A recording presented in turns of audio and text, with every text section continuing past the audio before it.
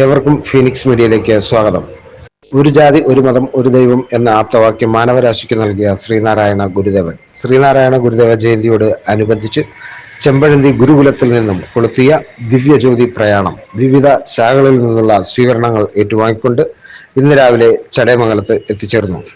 Chadayamangalam SNDP ശാഖാ union വളരെ ഗംഭീരമായ വരവേൽപ്പാണ് നൽകിയത്.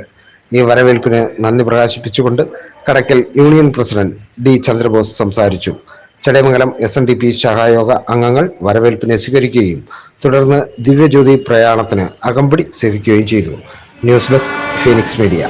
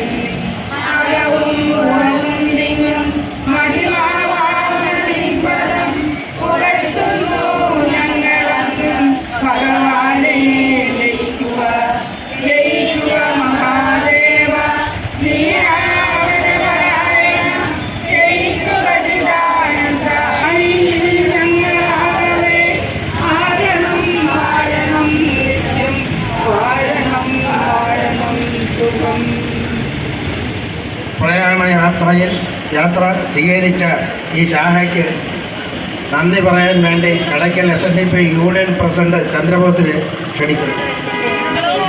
ബഹുമാന്യരായ ശ്രീനാരായണീയരെ സുഹൃത്തുക്കളെ, ഭഗവാൻ ശ്രീനാരായണ ഗുരുദേവന്റെ 170ാമത് ജയന്തിയോടനുബന്ധിച്ച് SNDP യോഗം കടയ്ക്കൽ യൂണിയൻ സംഘടിപ്പിച്ചിട്ടുള്ള ദിവ്യജ്യോതി പ്രയാണമാണ് ഇവിടെ എത്തിച്ചേർന്നിരിക്കുന്നത്.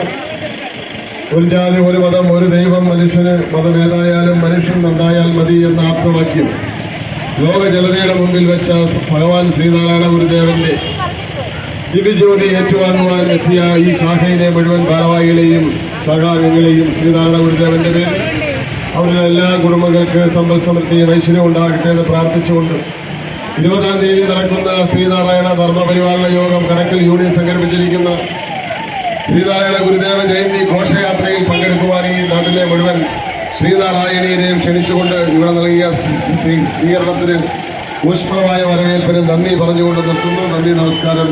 ഗുരുധർമ്മം വിജയിക്കട്ടെ.